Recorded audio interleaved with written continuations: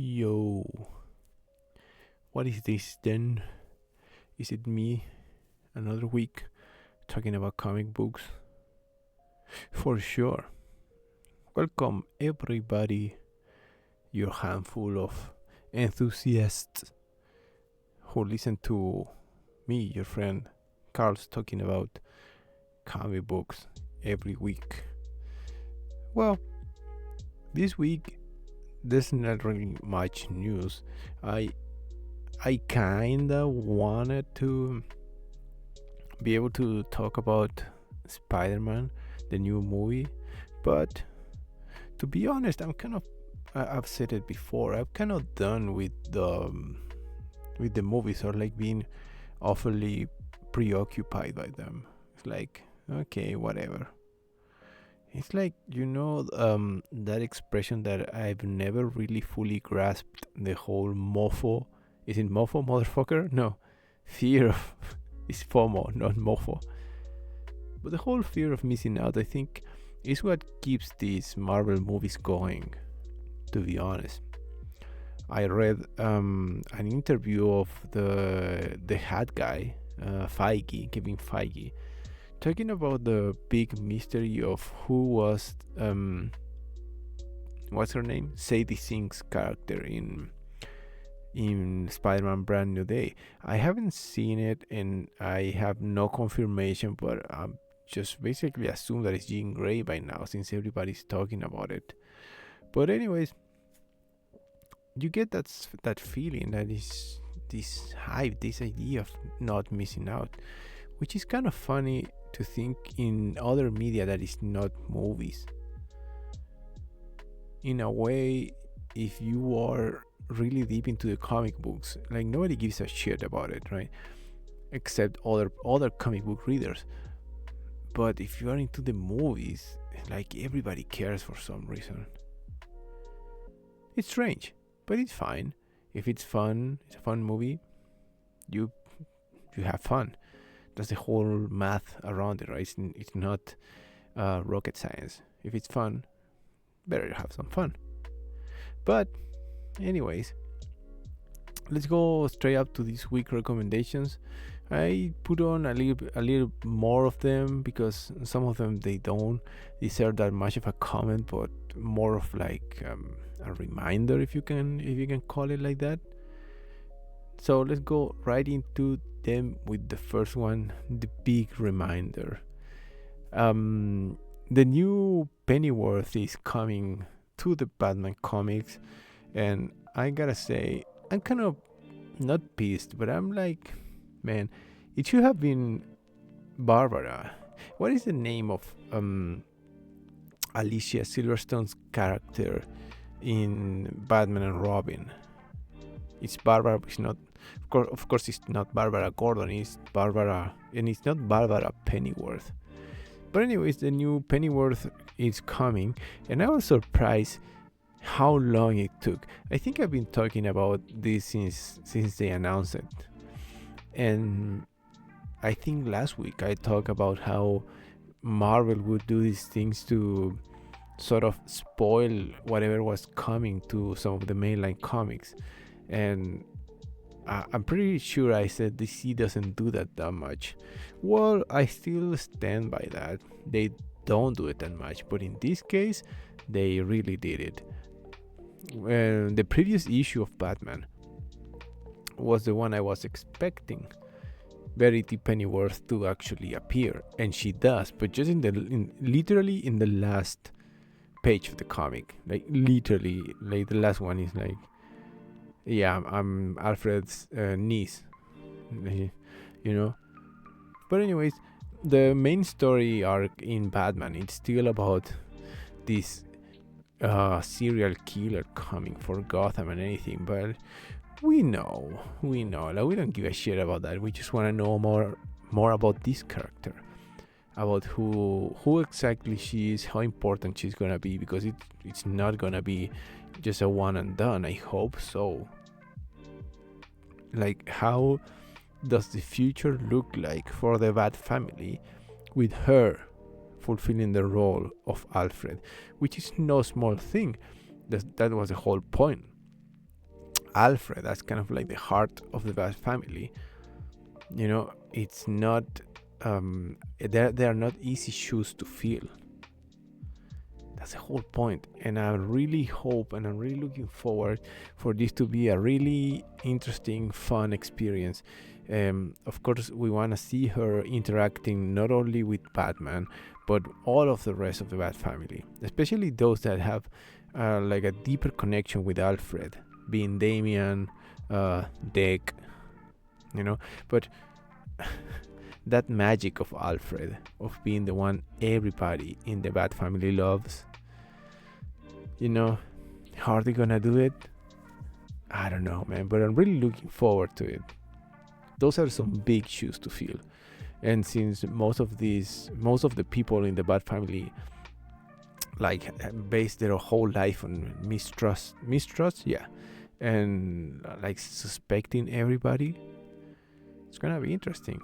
I hope it doesn't take that long, man. I think Batman, out of all the titles in DC, I think it's the one that has sometimes the worst rhythm. It seems like they are made to be read in the trade paperbacks after the volumes are done, because sometimes they are really slow. But anyways, finally, she's coming. Verity Pennyworth. Plus the name is kind of weird, isn't it? Verity? Whatever. Next. So I recommended back at the beginning of this Ben 10 run, and I don't know, I think there's something really unique and something really strange that the man at action I always keep forgetting the name of the writing team, right? Of the Joe Casey and Joe Kelly. It's clear that this new Ben 10, they try to make it had a really dark, or not really dark, but a darker image than the original cartoon. And at the same time, they clearly pulled their punches. The first issues of this series have been pretty much a retelling of the beginning of the cartoon, but a little bit more serious. You can see it in, for example, some of the reactions that Ben has to his transformations. They clearly have this more traumatic feeling. The uncle's role is also more enhanced in a more kind of like dramatic way. We know from the show that their uncle knew about the whole alien thing, but now they're like putting more chips into the whole conspiracy and making Ben this kind of like kid that get just swept up by sudden adventure. Overall, it's working. I wasn't a big fan of Ben 10, but when it started, I thought it was interesting. Now for this version, I think it's still too not edgy enough, but edgy enough to make it feel fresh. I personally have been enjoying it, surprisingly. I wasn't expecting much. But anyways, don't let yourself get fooled by the cover. This is not as edgy or as serious as you might think about. It really isn't. But it's a nice, more serious retelling for like not just being a kid's show. In this case, a kid's story. It's well formed, it's well written, it's been fun. Ben 10. Next. So I've been hearing about this book for the longest time. The book being Chachu. What a great name. The whole point is that it's written by Iman Vellani, who played Miss Marvel in the Marvel Universe. I don't know, like I'm not really that, not really convinced. That is not the word. I'm not gonna say that she doesn't deserve it or anything, but I think it completes a journey for her as a writer.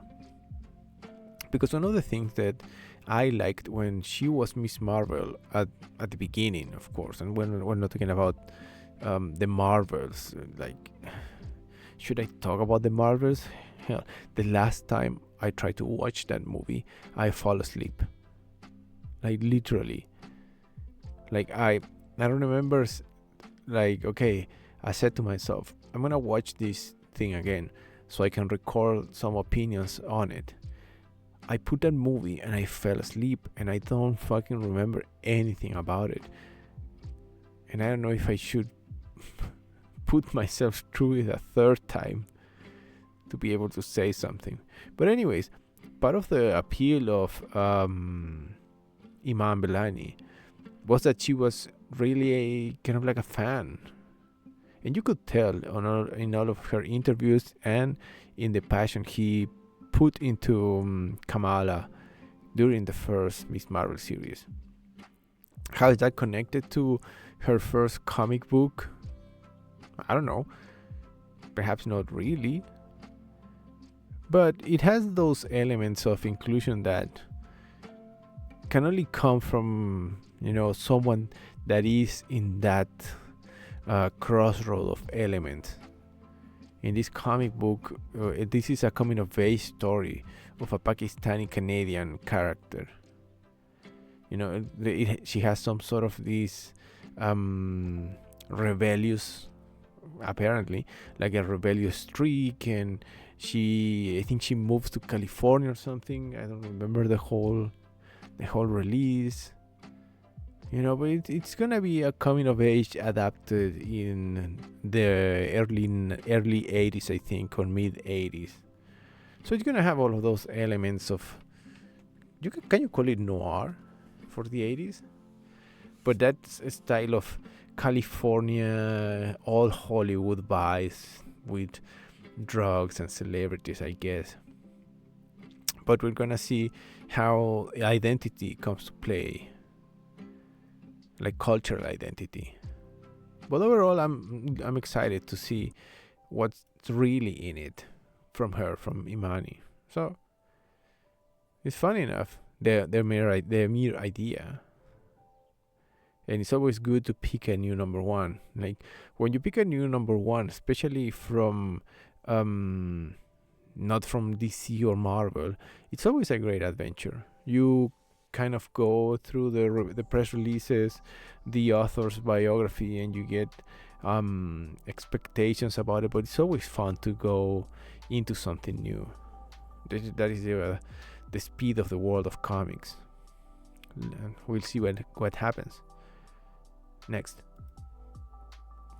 I often talking about Fantastic Four, and now I'm talking about them again because it's the 60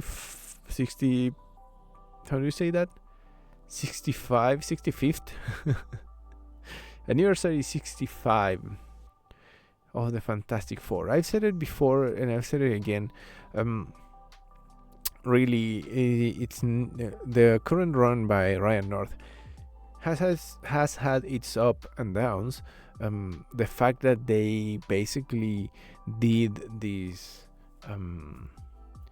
self-contained story type of run, I've liked it, but I haven't loved it. I think by now it's still missing a big story arc, like a really important one. Probably the best one was one of the ones that I mentioned, where they get lost in time.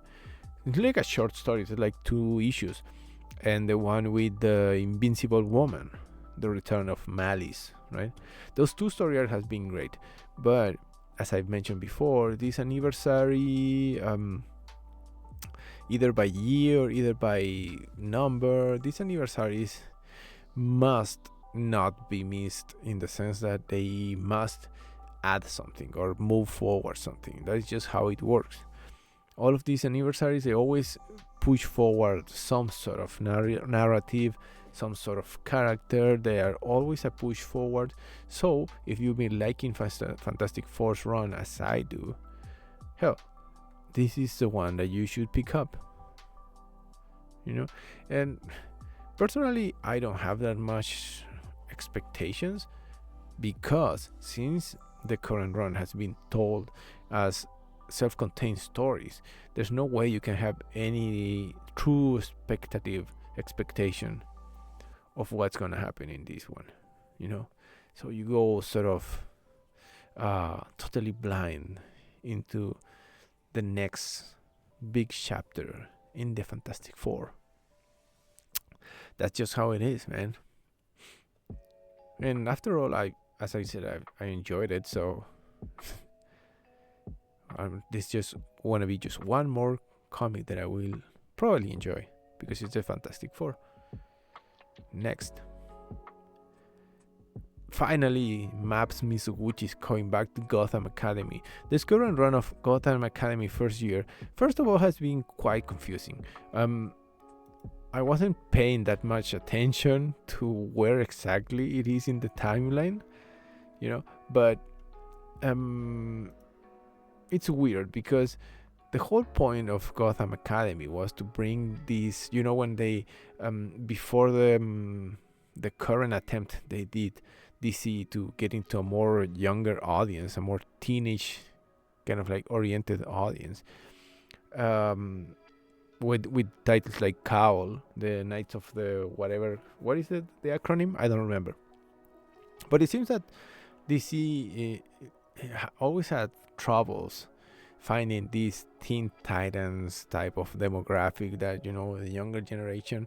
And Gotham Academy, when it first came out, I think it did a great job of making probably one of the darkest side of DC, Gotham City, into this younger friendly, teenage friendly kind of situation. But it was all centered on the character of Olive, who has these super villain, but she had a dark past and everything, which was kind of like what tied the book to bigger things in Gotham. But to me, the breakout star was Maps Mizoguchi, her friend, and kind of like the oddball character in the whole Academy thing. Maps was even cooler because, as I said, to make something light out of Gotham, she was even more fun. She was even more cool because she could see everything with like optimism, which is weird for Gotham. But she did it, and she did it in a way that was so moving and so honest that even Batman had a soft spot for her. Maps was never officially Robin, but we had that adventure she had where she was actually wearing like a Robin suit and she helped Batman, and Batman sort of gave her like a nod of respect. You know, that is something that Olive never did. So basically what I'm saying is like Maps is the best character in this series, and I love her, and I really like that she's coming back because the current run of Gotham Academy has been quite Maps deprived. I think I should really look into where in the in the timeline this Gotham Academy 5th year is. I think it's in the past. That's why it's first year, right? But anyways, love Maps. So another story with her. It's always 100% for me. But the other day I was thinking, I hope this is one of the characters that I hope they never absorb into the Bat family. You know, it would be weird to the whole Batman type of vibe to have Maps Mizoguchi be there. No, she's just a unique character. So Gotham Academy, first year, issue number 6. Next. So there's a running gag between me and my brothers about the old Iron Man series, the one from the late 90s. You know, they had like the most random villains and everything. One of the things that you sort of forget about it is that many of us who consume most of our Iron Man through that series we thought those were the main characters. We thought most of those teammates, I think, they were based on the Shock Force miniseries, I think. But anyways, we thought those were the good guys and those were the bad guys. Me growing up, I thought all of those were the important ones. And of course, the only really important one is the Mandarin, who we haven't really seen for years now. Since they did the whole thing with the spaceship where he allegedly died. What happened with Riri Williams having the Mandarin rings? What happened with that storyline? It's weird, man. But anyways, in this current run of Iron Man, Whiplash, not the original one, I think there've been like 3 of them, is coming for Iron Man, and I had to mention it because, as I said, the whole 90 series, where I thought Whiplash is like one of the biggest villains, and in the end it's like just like a chump, man. So even if in Iron Man issue 8 Whiplash is coming for a run, it's not gonna be a big deal. This is just gonna be a transitory issue for something more. But I thought I would talk about it because of nostalgia of this old 90 series where Whiplash was one of the big baddies. Little did I know that Whiplash was a big bowl of nothing. Probably had some moments, but Iron Man, out of all of the main kind of like Avengers heroes, is probably the one that has the least sort of big enemies. We've seen the big story arcs that involve anyone called Stain or anyone with the last name Hammer or anything related to the Mandarin over the past 20 years. We've seen some important stories from them, but it's really hard to pinpoint a villain for Iron Man. For the past 20 years, I think the best position the character has had is of this, not anti-hero, but of this deeply flawed hero. Out of all the main heroes, you know who the main heroes are in Marvel. Spider-Man's, the Captain Americas, the Captain Marvels. Out of all of them, Tony remains the most flawed ones.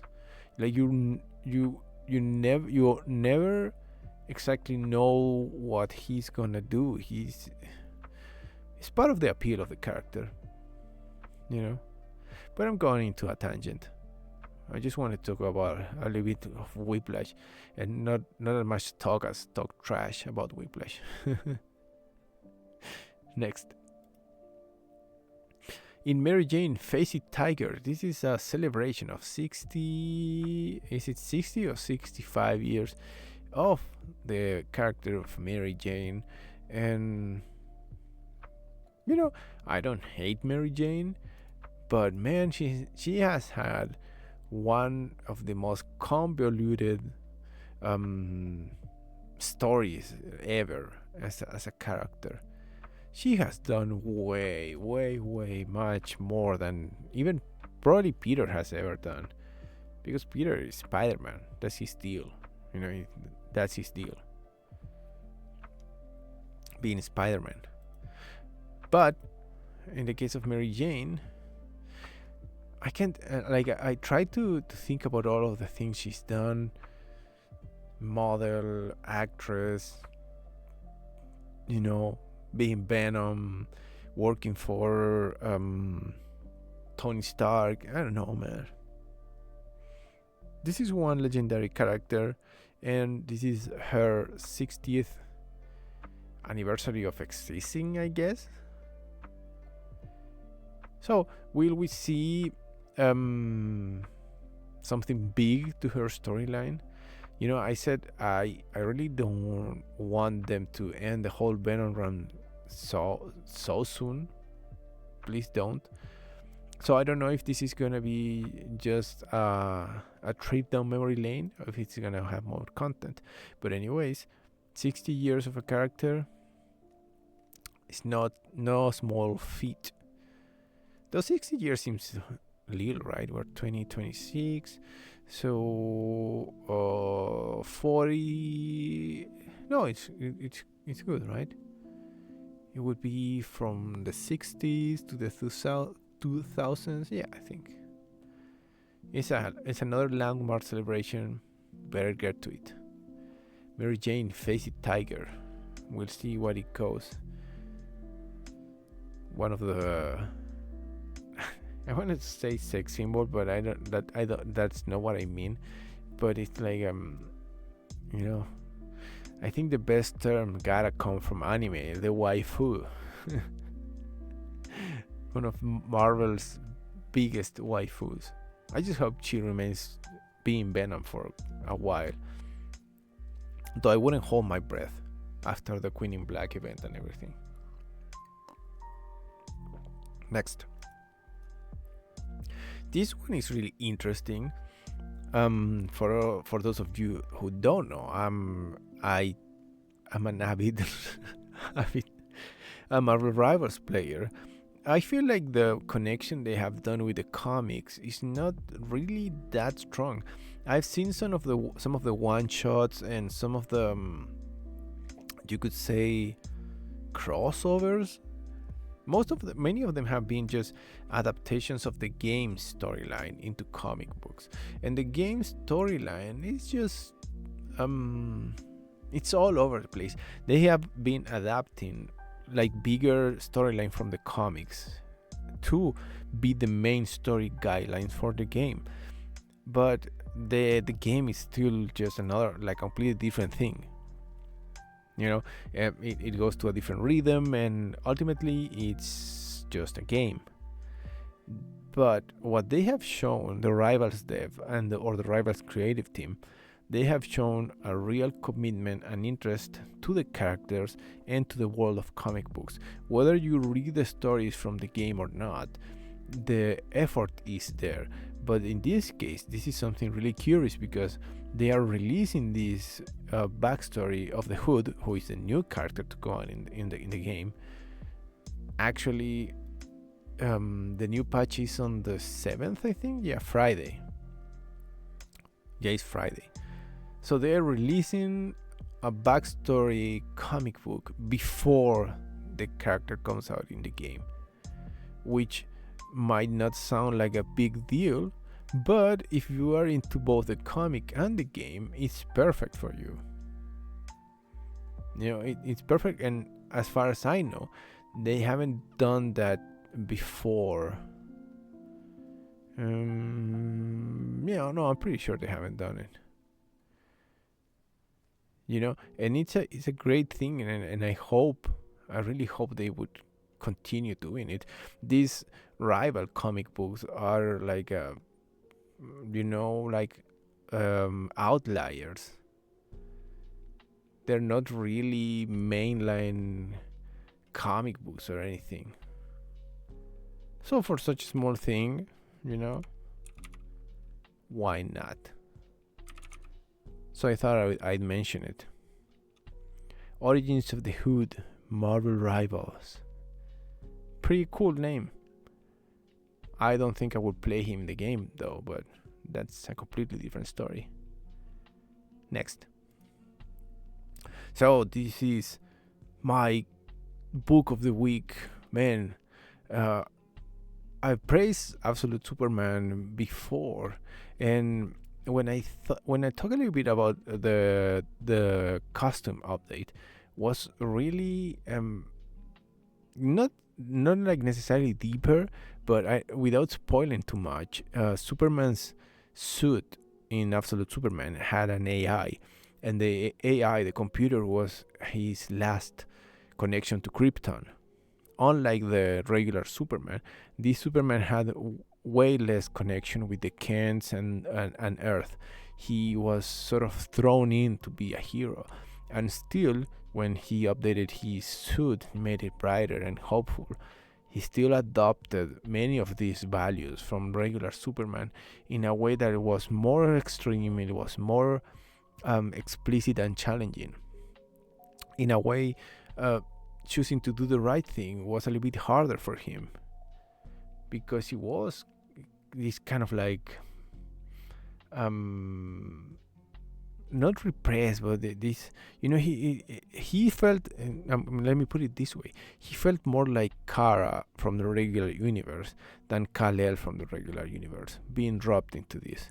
But anyways, this new story in Absolute Superman is finally introducing fully this the absolute version of Brainiac. I don't even know how to explain Brainiac in the Absolute universe, but by now it's this kind of like virus, ethereal, mutant, killer.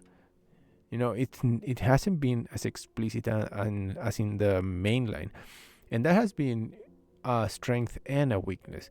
In the regular universe, when you introduce a new villain, you get your own storyline, you get to develop him kind of like at your own pace. But the Absolute titles have come out swinging, most of them. They have basically popped out like fully made universes. So throughout the whole run of Absolute Superman to this point, we have heard and seen Brainiac before. And as I said, they're thrown into these worlds and they already have so many characters, there's so many things going on, but sometimes they feel incomplete. They feel like they belong because they are retellings of a universe that already exists, and that was part of the brilliant part of the Absolute universe. You didn't really need to know everything from zero, but everything feels new and everything has a new spin. And one of Superman's greatest enemies, Brainiac, is finally getting a spotlight. And honestly, in Absolute Superman, we haven't really changed villains for quite some time. It always has felt like this one run, like this one kind of like storyline that we've been experiencing. It really has felt like that. So this is the real first, not only big change, but a big character appearing, and they are already kind of like planting the seeds for next year's crisis. As I've said plenty of times, either like reading too much into the future, but we already know that they're building the next crisis, and it's gonna be related to the Absolute universe. That shit is gonna be crazy. It's gonna be awesome, because basically before the Absolute universe came to be, before it was this big and this popular, a crisis was just a universal crisis in the DC universe, but we knew who was involved, we knew the limits. Even if it was a multi-earth, multiversal thing, we knew where the limits were. But now with the success of the Absolute universe, slowly we've come to a point of DC universe where we have two parallel universes going strong. It's safe to say that by now the Absolute universe is not an outlier, it's not an extra thing, it's not by now we can say with absolute certainty that the Absolute universe has been a total success, and it has become a parallel main universe to the DC heroes. That's it. That is something that I wouldn't discuss. That is something that I wouldn't argue. It's just how it is. And if a crisis is coming next year, are they gonna kill it? Even though DC is a little bit more respectful of the stories, they are not impervious to money and stuff. So they could kill this universe for lack of sales or anything, which is not the case right now, right? Like, everybody loves the Absolute universe. They win all the Eisner Awards. It's just been great. But somehow, that in the case and in the event of a crisis, nothing is sacred. Well, except the classic balance, but that is never gonna change. You see my point? So now we are having this parallel universe, which I deeply love, which I really enjoy. So when that crisis comes, I'm gonna be worried. I am. We already know the absolute universe was created by Darkseid as a process of this is KO energy blah blah came to be, right? We already know, but that only means that it's fragile. No matter how big it has gotten, it's fragile, and that shit is gonna make for a great crisis, man. Like the next crisis is gonna be awesome. Absolute Superman, new story, Brainiac. We'll see. Brainiac is one of those characters that can always be connected to bigger problems, to bigger crises. We'll see what happens. Absolute Superman, my book of the week. Next. I was just talking about the rivals thing, right? It's only fair to mention the Tokon thing. Tokon First Strike is like a tie-in comic book that will introduce the upcoming fighting game, Marvel Tokon. What is the full name? Like Marvel Tokon something Spirit of whatever. I don't know. I didn't play the open beta for Tokon because fuck it, it probably wouldn't run on my PC. It wasn't a really favorable attempt. Many people had a lot of issues with the game and everything, and I wasn't that passionate about it. By now I'm an all fart as far as fighting games go. I'm still a fighting games fanatic. I'm not fanatic but enthusiast.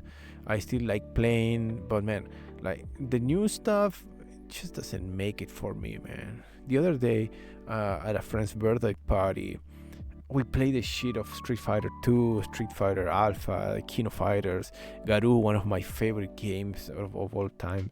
Those are fun games, man. Like the new stuff, I don't know, man. I'm not a hater. I play Street Fighter 6 and Grand Blue Fantasy Versus. But just props to Marvel for giving these games a space and hopefully making that connection. That people who enjoy the games can enjoy the comics. People who enjoy the comics can probably enjoy the game, or people who enjoy both can do a connection on it. I'm not sure about the story or anything, but the fact that they are creating a story for it is more than enough. It's pretty cool. So Tokon First Strike looks pretty cool, but I hate Iron Man's design, man. I know they're Japanese and everything, but they didn't have to make fucking Iron Man into a Gundam. He even has the tiny horn things that Gundams have. Whatever. Next. Last but not least, I'm gonna talk about the Uncanny X-Men, because now we're into the nitty-gritty of the story. Now we're going deep into whatever is happening with Gambit. It's just gonna be something special, Lately we've seen how the Uncanny X-Men crew, the younger kids, they sort of fell into this New Mutants type of style, with the past story arcs adventure. But that only served the purpose of kind of like challenging this idea of family. I've said it before. That is the best aspect of the current run of the Uncanny X-Men. The fact that this little group became a family. To me, that is the best. So now it's like mom and dad are having a crisis. Will the kids stick into this New Mutants sort of role, or come back to help mom and dad, Rogue and Gambit? That idea, I don't know why it's so appealing and so enchanting for me. the fact that they became a family. It's like, come on, man. Like, we're talking about alternative families. It's like, this is like the biggest representation of alternative families and alternative lifestyles. That's kind of like the thing. That was always a big deal of the X-Men. It was always the deal of the X-Men, and it's great that they are doing it this way. You know, having minorities as your sons and daughters, creating chosen families. You know, it's been great, and now that they're gonna finally do something, focus on Gambit and Rogue, and probably putting their relationship into a test. It's just so fun to think about it. There's nothing much more to say. It's like just exciting to see where the story goes. It's like week after week with this book, you go into this sort of mode that is the best mode for me in comics, where you get absorbed into this situation. You get absorbed into an ongoing struggle, into an ongoing story. I just mentioned about the Fantastic Four being just self-contained issues, but underlying the whole self-contained stories is the fact that they are the Marvel's first family. It's the fact that it's the fact of the fact that they are family that keeps everything exciting. It keeps everything together, and ultimately makes it exciting to keep reading. Well, in the case of the Uncanny X-Men, they have achieved that same sort of feeling, which is something that you don't achieve in every X-Men or mutant-related book. Whenever you have X-Force or like something like that, it's always about espionage, about crisis. Whenever you have a main X-Men book, it's always about the main enemy of the moment for the X-Men. You know, the big bad being the government or something from space. But this Uncanny X-Men, it hit the perfect kind of like balance. It has some of the heavy hitters, so it needs to be important. It was allowed to do its own thing, and it moved the story forward, especially for Gambit and Rogue as leads, but using this concept of found family, which I deeply enjoy, with funny, charismatic, and lovable bunch of young mutants. You know, the other day I was thinking about Tempest. When Tempest came out, I loved the character. It was this like a more emo type of Jubilee. For those of you who don't remember Tempest, she could create, I think, time bubbles. She came in that era where the X-Men were this revolutionary guerrilla type of revolutionaries. You know, that when Cyclops had that big X on his head, on his face, his whole face was a big X, and they wore the black suits. Tempest came back around that time, and many of those new mutants, they went completely into oblivion. One of them was Tempest. I even had her as my phone wallpaper for so long. I love the character. I love the design. I love how, as I said, this sort of like emo Jubilee was, but she just disappeared. The more you remember that, it's like, man, don't ever fall in love with a new character. Mostly with a new X-Men. So that's why, even though I love the kids in the current run of Uncanny X-Men,